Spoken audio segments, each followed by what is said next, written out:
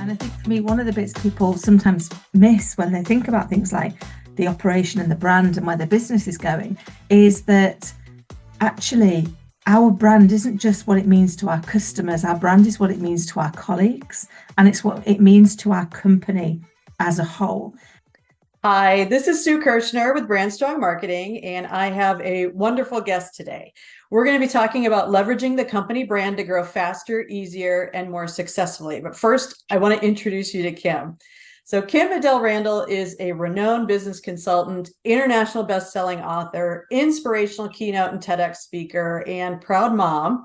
Coupling 25 years in the corporate world with lessons she has garnered throughout her journey to help others achieve sustainable transformation for both professional and personal success.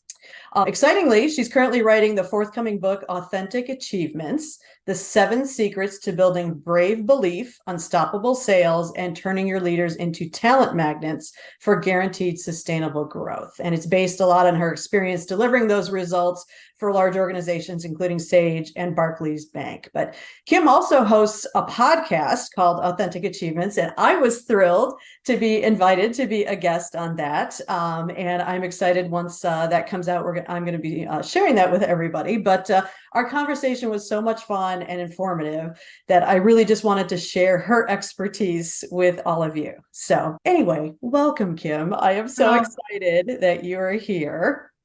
I'm so excited too, Sue, and thank you for having me. Our conversations I always enjoy, so I've been super excited about this one.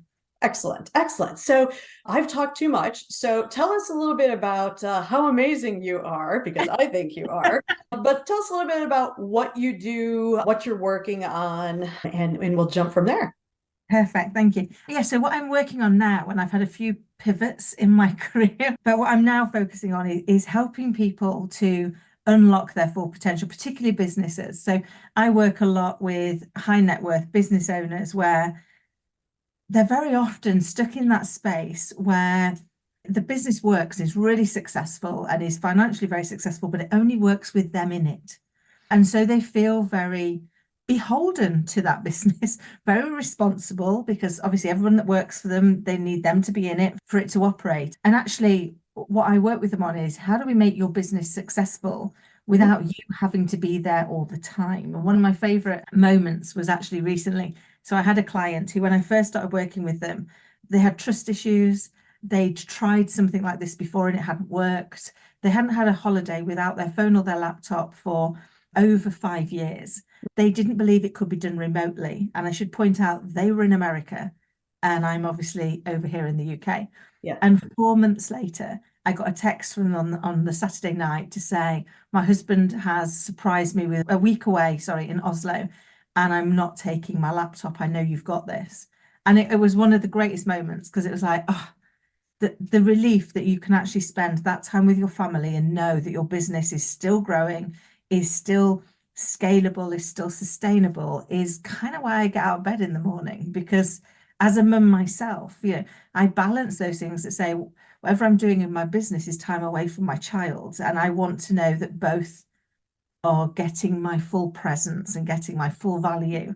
And I understand that trade. I understand what it feels like to feel like you're constantly not being good enough. Yes. If I'm with my family, I'm not doing enough for my business. If I'm with my business, I'm not doing enough for my family. It's like, how do we help people find that balance where they can be more than enough for everybody that's in their life? Right. Well, knowing that you work a lot as a fractional chief operating officer, and as you talked about, how do you, as a business owner or leader, have the trust and a little bit of that freedom to be able to walk away? Like, what are some of the common things that you see within organizations as they start to get to that feeling of trust? I mean, what has happened? What is the steps that has allowed a business owner to now say, okay, I'm going to turn the phone off, or I'm going to, leave my computer at home and cut the cord? Yeah, very often it's the fact that they need all the really boring things in life. Things that when I first learned about them, I was like, oh, stop. Who needs that? It's like risk governance, it's control, it's having those metrics in place. It's getting, I've got a few clients where they want everything done their way. And it's like, great, then let's just write you a process of how you do it your way. That way somebody else can follow that process and they can do it your way. It's amazing. Actually, how easy that is. And I guess it's also those parts of getting people across that mindset often that very sadly, none of us are immortal. So we put our heart and soul into our business. It's like our next baby. It takes as much time, effort, blood, sweat, and tears, as we know. Yep. And if it only works with us in it, it only survives as long as we do. And that is very often the trigger moment for people once they see that, which is like, oh my God. And it's like, you don't want that. You don't want that. So let's help leave the legacy. Let's help create the systems, the processes, the infrastructure, the culture, the ethos. And a lot of it is, as we chatted last week, so a lot of it lines into that brand story, the why you do what you do. So that has to follow through in the how you do what you do. So we dovetail nicely with the work you and I do. It is, if they know why they're doing it, they now need to know how they're doing it. And then once they get both of those, trust forms because they see that alignment. That's perfect. That's perfect. You're right. And I've seen, it's interesting because that's why I love talking to you, is because you're looking at it from the operational side and I look at it from the branding side. And some of the things I've heard from leaders is, part of that trust and part of that having the business be not just about me is taking the brand that probably formed based on the personality and the values of the leader when they started. And how do you institutionalize that so that every person within the organization is the one who's now being able to communicate and deliver on what that why is, the brand promise behind what they're doing. So maybe you could tell me a little bit about where you've seen, from an operations standpoint, where you've seen the brand play a big part in how you helped a client to kind of put some of this organizational structure together. I'll be honest, I've not worked anywhere where the brand hasn't been a big play, either because it was playing against what they wanted to do or because it was playing for it. So I think sometimes, and I spend a lot of time, I think sometimes brand gets stuck in there. Certainly people things get pushed into this bucket of, oh, it's the nice fluffy stuff. And I had a CFO sit down with me once and go, it's right for Kim, it's right for you, Kim, you do all the fluffy people stuff. And I was like, I do the fluffy people stuff. And that fluffy people stuff has put £600,000 on your bottom line in the last 6 months using your metrics. Would you like me to share them with you? And I took him through them and he was like, oh my God. He said, you're not that fluffy. I was like, no, I'm not. I was commercial director for 20 years for big banks running 250 million pound revenues. Is like, I know know the importance of numbers, but the best way to get there is by delivering your promise and by creating the right culture for your people. And I think for me, one of the bits people sometimes miss when they think about things like the operation and the brand and where their business is going is that actually our brand isn't just what it means to our customers. Our brand is what it means to our colleagues, and it's what it means to our company as a whole. I shared something, God, it must be about 20 years ago now, I'm that old. And I remember standing up and we were doing transformational change. And I was trying to get people to realize that actually it's really hard to balance the three things that you need to do. So you need to deliver what the company needs. So, whether it's for profit, it's what the shareholders want, understand what that driver is. You need to understand what your client needs, because if you don't have what your client needs, then they're not going to be a client. And you need to understand what your colleagues need, because if you don't, they're not going to work for you. And if they don't work for you, they can't deliver for the client. And I used 3 hula hoops.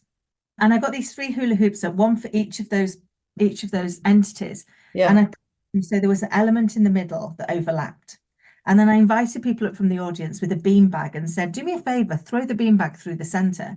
And although everybody tried really hard and it bounced out into everywhere else, and I said, right, okay, the reason that it's bouncing everywhere is because we're misaligned. Not enough overlap between what we're trying to do for the company, what we're trying to do for the colleague, and what we're trying to do for the client.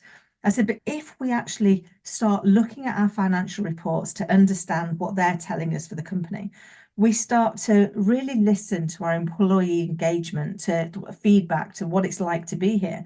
And we really listen to the customer journey and the moments of it. The gap where they overlap gets greater. So we push the hula hoops in. So it's now a massive gap and went, now throw it through. And they were like, everyone hits it every time. And get it. Yeah. So the point is we've got to listen to all voices. And that means every now and again with an organization, you'll go out of kilter. You'll feel too much led by the customer or too much led by the company or too much led by the colleague. Hmm. But you can share with them that the brand promise is to all three entities. And that even when you go out of kilter, it's not because you're trying to lose that focus, it's because that focus is really hard to achieve. Yeah. And so still focusing on it, but you're opening up, give us the feedback, let us know when we've gone out of kilter.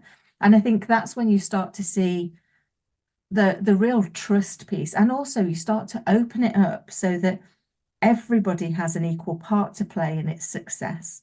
And you'll be amazed what ideas come up, what opportunities come up to really grow your business and have that real impact because people feel bought into that story.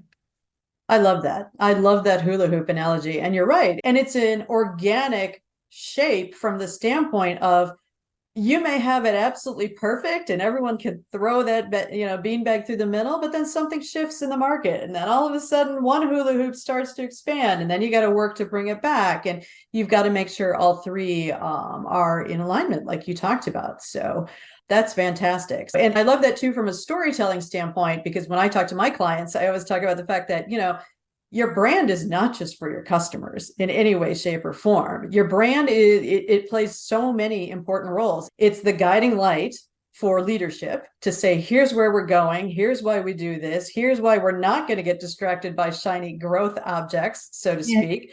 We're going this way. So it's that tool. It's also the tool, it helps your customers understand what they're going to get and what they're going to experience. But the same thing with employees. So as you said, with colleagues, it's, employer branding has become such a huge issue, even before COVID, especially during COVID, and even now. It doesn't matter what size company you are, that competition for top talent is fierce.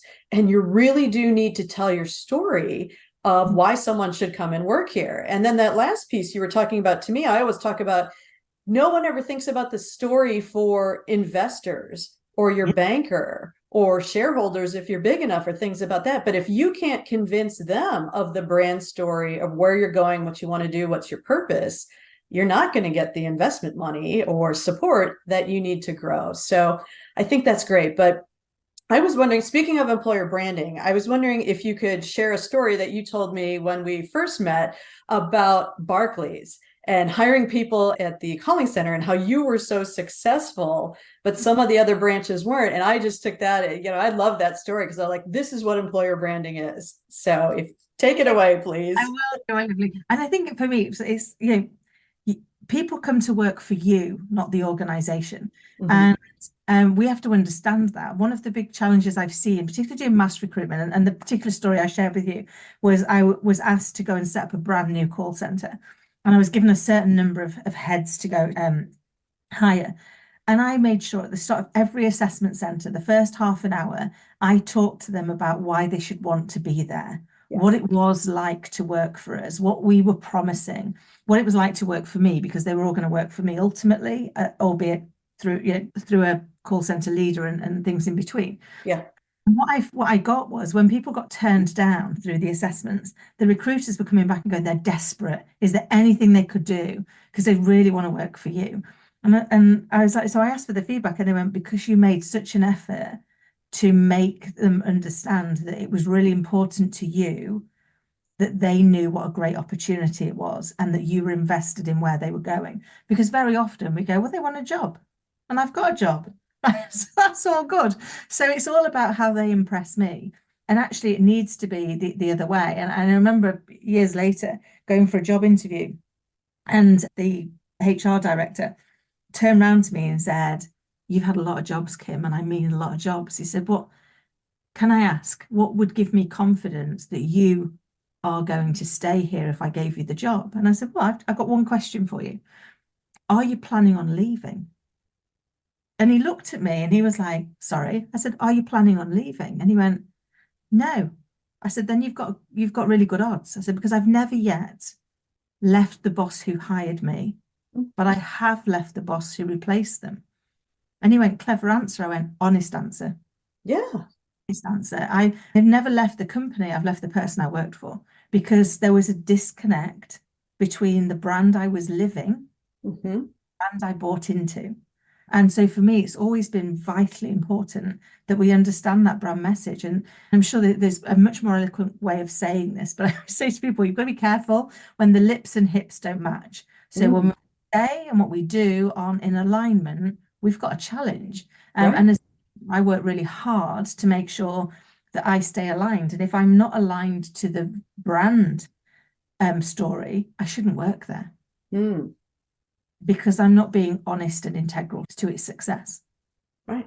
That's perfect. And I think every leader needs to understand that because especially in, it doesn't matter what the business is, but especially in a service business Mm. where every single one of your people are a touch point for that client or that customer.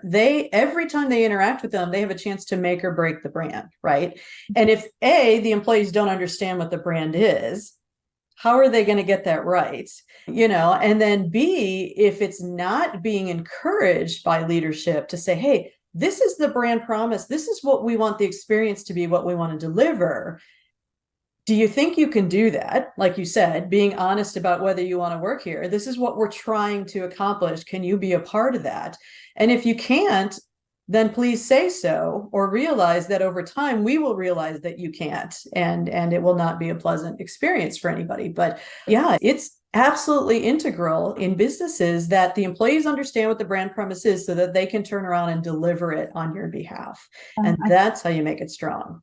completely agree. And I think, for me as a leader, one of the things that I realized really early on, and I was very fortunate to realize it really early on, is my people are my clients. If I don't deliver to them the experience that I'm promising to my end customer, they won't deliver that experience to the end customer. They'll deliver the experience I'm delivering to them.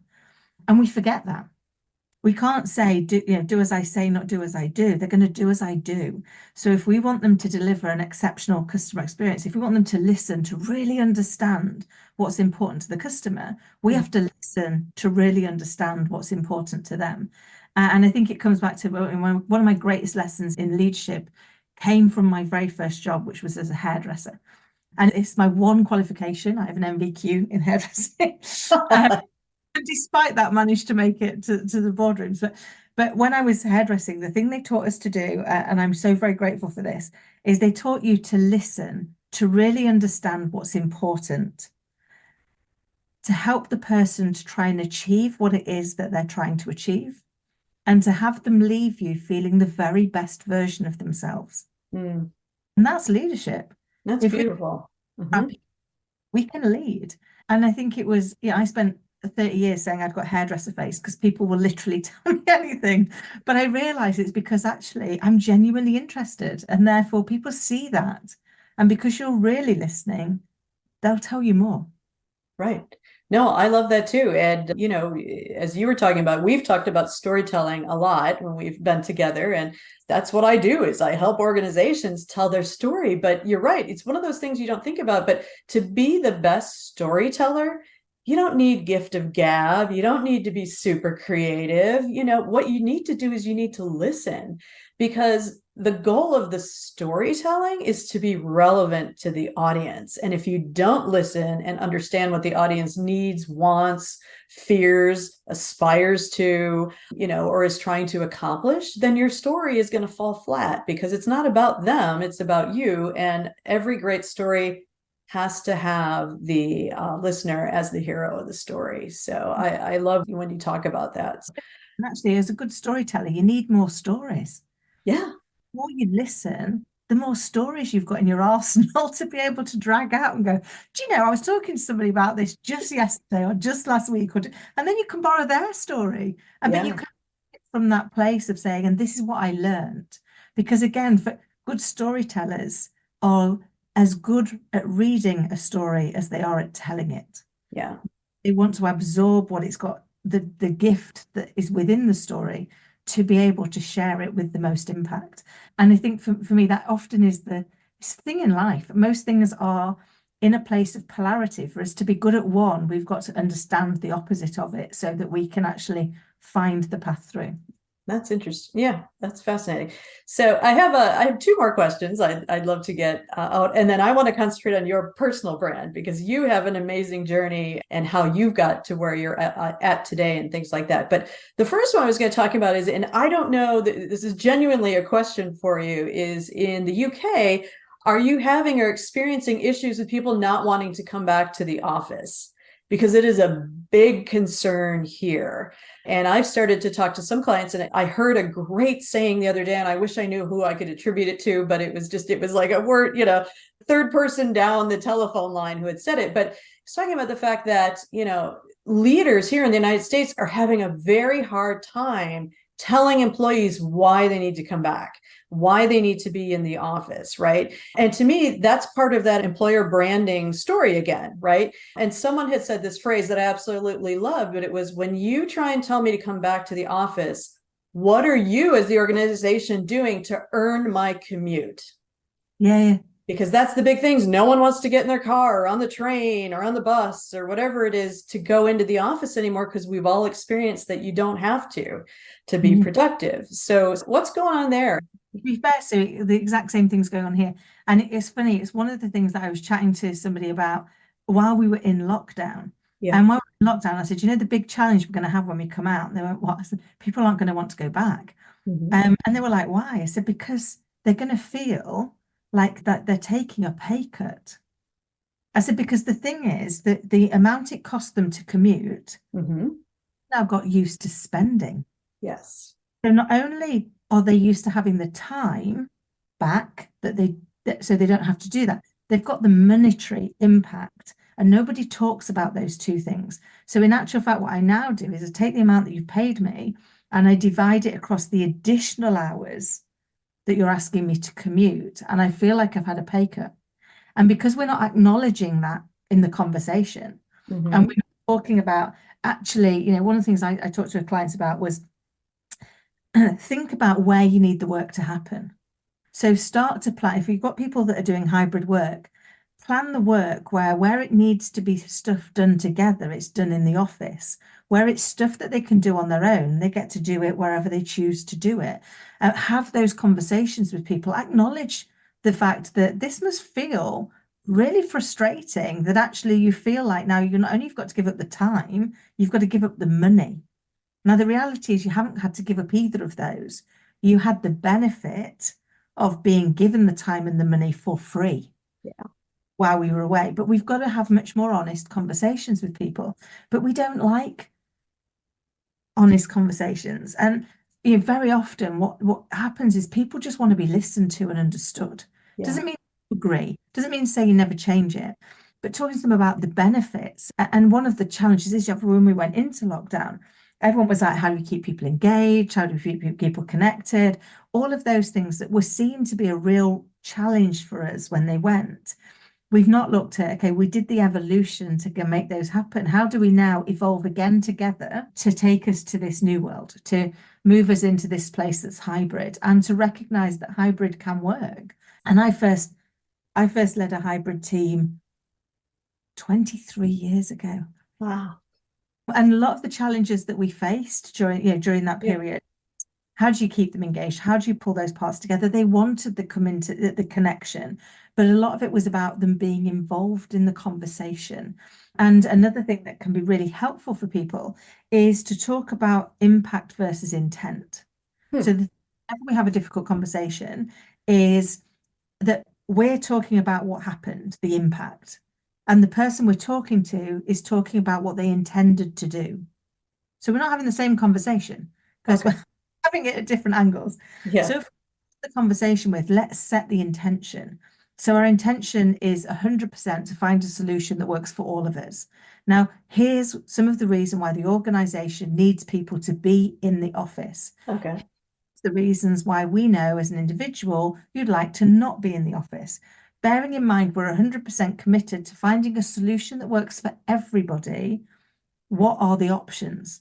Because then people aren't under attack. They're not under that space that's going, if I give an inch, they'll take a mile.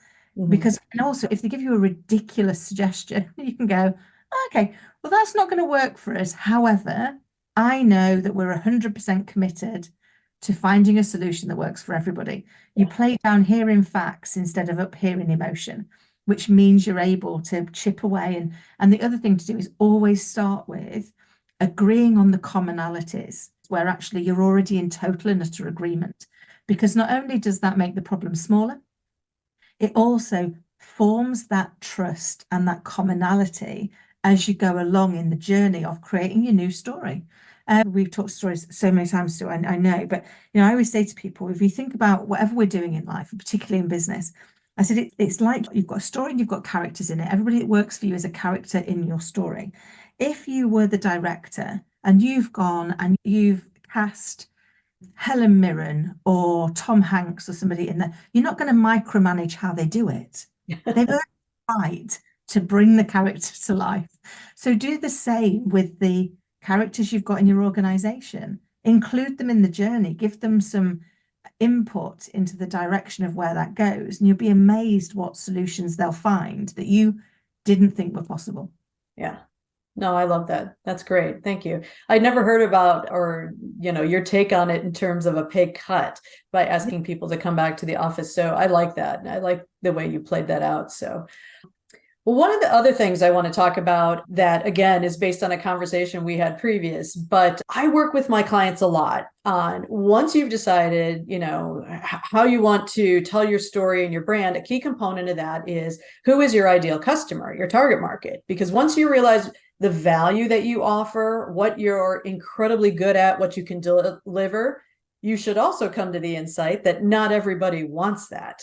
So you need to find the right clients, customers, employees who are attracted to that brand, because then they're going to be the right ones to work with. And by right, I mean easy to work with, they value what you do, they'll refer you, and most importantly, they're profitable. They add to the bottom line of the business, right?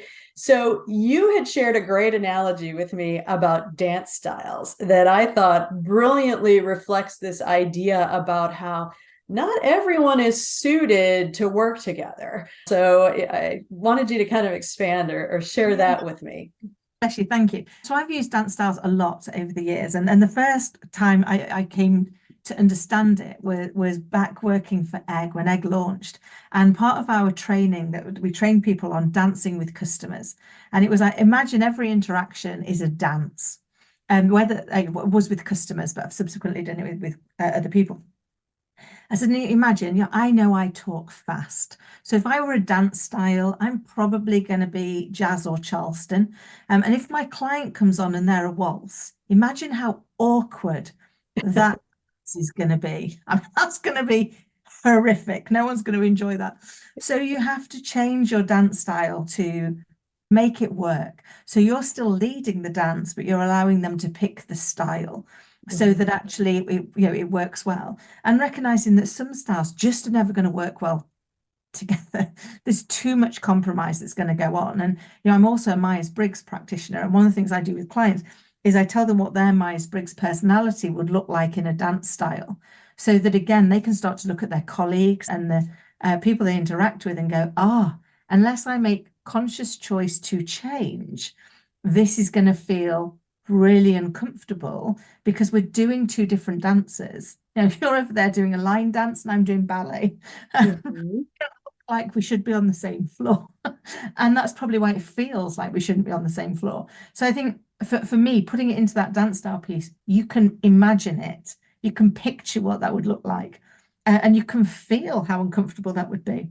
Yeah. And so it allows you to better adapt what it is that you're going to do, to then say, actually, is this a dance partnership I want to be part of? And I got told many years ago, and it didn't make sense at the time. It was very early on in my career, but it makes total sense now, which is your story should repel as much as it should attract.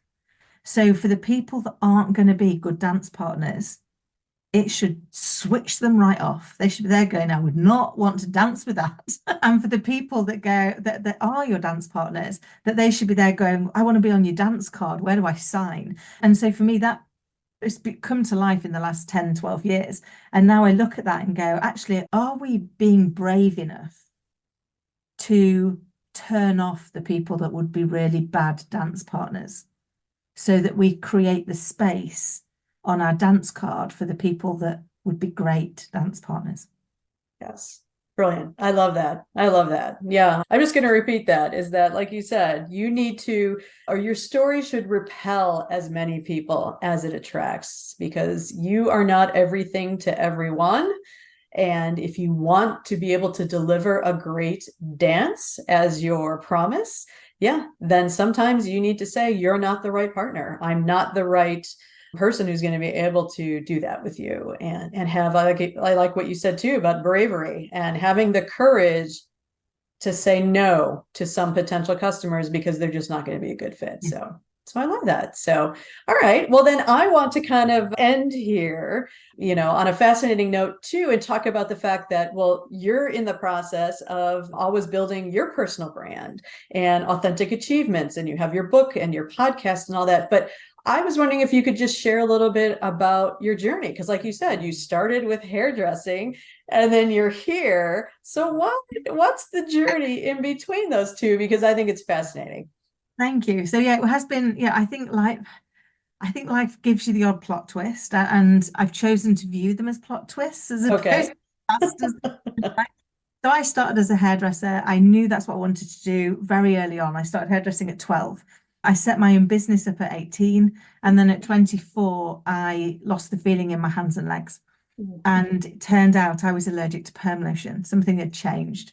And I couldn't even be there when anybody else permed, which back in the early 90s was a problem. Mm, People had a lot of perms in a the lot of 90s. perms. So I couldn't even be there when other people were doing it. So I had to sell my business, and I got a 6-month temporary contract as a cashier while I worked out what do you do when your life plan suddenly ends. And so I kind of went into banking, and more life opportunities came my way. I ended up getting divorced and needed a job. So the part-time job became full-time. And I was on this almost hamster wheel of feeling like I was behind everybody. I hadn't got the degree, I hadn't got the A levels, I hadn't got the career I thought I wanted. So I spent my entire career, whatever anybody said was an opportunity, I'd be like, yeah, I'll give it a go. Me, I can, how hard can that be? It can be hard. And I was really lucky. I got my first associate director's role when I was 30, still not having the right qualifications. And I remember I interviewed him actually not so long ago for my podcast. I remember going for an interview for Barclays for a director role. And I had 9 hours of interviews, 9. And one poor soul interviewed me for 3.5 of them because they did this thing called top grading. And Yeah. it's been the worst interview that I ever had, because he was like, why did you pick the school you went to? I was like, I was in the catchment area. Yeah. Why did you pick the university? I didn't go. Why did you? I didn't go. Yeah. They're never going to give me the job. And he said to me after we last chatted, he said, "Do you know?" He said, "Everybody knew you were right for the job." He said, "But there was that moment of pause at the point we were putting you forward to say we were like, we're actually going to put the hairdresser in." We did have that conversation, and then I moved around IT software, and then I spent the last so banking, financial services, wealth, and IT software was where my career was. And I made it up to board level, was really very fortunate. And then I moved into transformational change. So stepped out and did a lot more interim work, fractional work, started to do that. And then I had another plot twist that came my way 6 years ago. So I ended up in intensive care with double lung pneumonia. Oh, My little girl wasn't quite 2. mm, And I remember thinking, you're killing yourself for jobs that you don't really want to do anymore. And feeling constantly like I was not good enough. I was doing so many hours at work and not being a good mum. And I was a single mum by that point, that I was like, maybe now's the time to be brave enough to go on your own. Um, and most things in life take that courage. They take us to have that moment to go, what's the worst that can happen? And can I live with that? And if the right. answer is yes, my recommendation to people is, if the answer to what's the worst that can happen and can I live with it is yes, take the leap, take it. Because we never regret the chances we take, we regret the ones that we don't. And so I came out of hospital and quit my job, set up on my own, and started my business. And that really took me on, as you know, possibly from my TEDx. I also had another health scare within those, and I really struggled for a lot of years with imposter syndrome, and I didn't see any value in myself at all. I realized that I passed that on to my daughter, and she's my North Star. She's my whole world. Yeah. And so it took 6 years of really deep diving into why did I think that? What did I do? It's one of the reasons why I co-founded International Imposter Syndrome Awareness Day, to help people get to the resources to get out of their own way. And as part of that, I was lucky to be asked to co-author some books. I got to co-author my first one, Sue, on the first day of lockdown. Somebody rang me and they were like, didn't you used to run remote teams? And I was like, yeah, they were writing a book. Can you write us a chapter? And I was like, I can't even write a shopping list. I certainly can't write you a chapter. It was ridiculous. And I remember sitting there thinking, well, I'm locked in with a 2.5-year-old. What's the worst that can happen? I'll write it. They don't have to put it in the book. And they took 5 days to write it. So I wrote this chapter in 5 days, sent it. And on day 10, we published. And on day 11, we were international bestsellers in 6 countries. And I was on the radio in the garden to BBC Radio in my shorts, thinking it's a good job it's not Zoom. No one has to see beyond here, just in my voice. Exactly. But you kind of like look at it and go, who knows where the world's going to go? And then so I moved to rebranding to Authentic Achievements 2 years ago, when I really place where I was comfortable to be authentically me and brave enough to stand up and say, this is who I am and how I am. And it will never, ever be my intention to upset, offend, or hurt people. And if I ever do, I will acknowledge and apologize for that. But because it's not my intention to do so, then I can stop living my life behind a hair shirt. And I also wanted I see so many people that are trying so hard to be something that they're not. And I know what that felt like. That it's, how do you find a safe space to be you first, and what you do second? And once you do it that way, the authenticity comes out. And as a result of that, I get to meet amazing people like you and share your story with the world, to show people that we can turn up and we can be authentically ourselves and have a much bigger impact than when we're playing small. Because I think we tell ourselves that we're afraid of our darkness, we're afraid that we're not going to be good enough. But I question that, and I wonder if the reality is we're afraid of our light. We might actually be really good at something, and that feels like ego. That feels like it's the wrong thing, and therefore we hold ourselves back from it. But each of us, I genuinely believe, has been given a gift. And as Pablo Picasso said, the meaning of life is to find our gift, and the purpose of life is to give it away. That's amazing. Yeah, I love that. That's lovely. Yeah, you definitely are an amazing speaker. I love talking with you. I always feel so energized and inspired after our conversations. And so I am so excited that I get to share our conversation with other people. But if anyone else wants to learn more about you, Kim, and what you do, or where they can listen to the podcast and things like that, how can someone find you? I'm pretty easy to find. So you can find us at www.authenticachievements.com. You can message me directly at Kim Adele at authenticachievements.com on social media, either as Kim Adele10 or Kim Adele-Randall. And I love hearing other people's stories. So please do get in touch. I'd love to hear your stories too. And I'm so grateful, Sue, that you were willing to allow me to come and share my story again with you. You've already heard it, bless your soul, but with your audience as well. Yes, no, I appreciate it. Thank you so much for your time and for sharing all of your analogies, because I love that. It's just you make it so easy to understand the concepts that you're sharing, and that's perfect. So I just then want to say thank you. Thank you for being here. And I hope people reach out so they can have a great experience enjoying your light as well. Bless you. Thank you so much. Thanks.